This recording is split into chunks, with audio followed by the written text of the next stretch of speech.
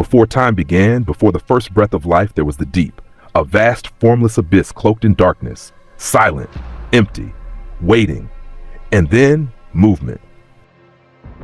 And the earth was without form and void, and darkness was upon the face of the deep, and the Spirit of God moved upon the face of the waters. Genesis 1:2.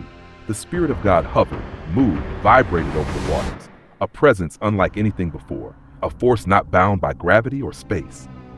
But what does it mean to hover? Could this be the first recorded moment of supernatural technology and intelligence at work beyond human comprehension? Throughout the Bible, we see the movement of God, descending in clouds, leading in fire, appearing in whirlwinds, taking men into the heavens. Each time, the presence is not passive. It is active, moving, hovering, transporting. This is where our journey begins.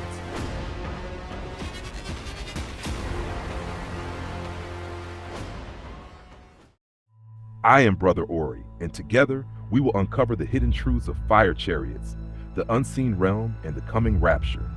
Open your eyes, the journey begins now. In the opening moments of creation, we find a mystery hidden within a single verse. Genesis 1:2 describes not just a formless earth, not just the deep waters, but something else, something moving. The Hebrew word used here for moved is rakath, meaning to hover, tremble, or flutter.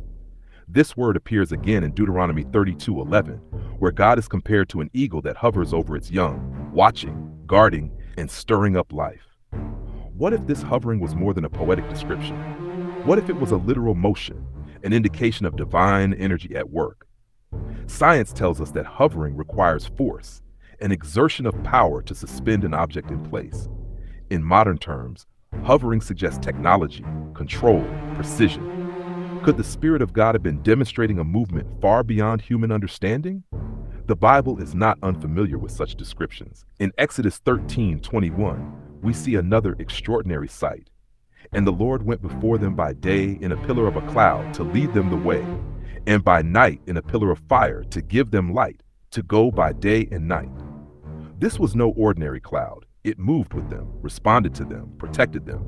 It was intelligent, purposeful, and unlike anything natural. Could it be connected to the same hovering presence we see in Genesis, a manifestation of divine technology guiding mankind through the unknown? Moses later encounters this presence in a different form. In Exodus 19:18, when God descends upon Mount Sinai, the event is described with power and awe. And Mount Sinai was altogether on a smoke, because the Lord descended upon it in fire, and the smoke thereof ascended as the smoke of a furnace, and the whole mount quaked greatly.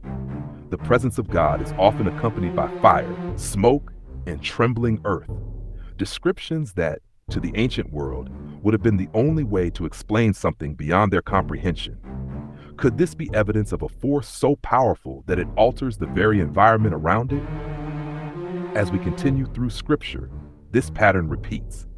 From the Spirit, hovering in Genesis, to the cloud and fire in the wilderness, from the descending presence on Sinai to the visions of Ezekiel and the fiery chariots of Elijah. Each moment carries a common theme: movement, transport, and supernatural power. Genesis 1:2 is more than just the beginning of creation. It is the first glimpse of something greater.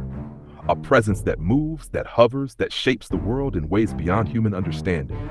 And as we journey further, we will uncover more appearances, more encounters, more signs of a power that defies the limits of time and space. A power that is still at work today.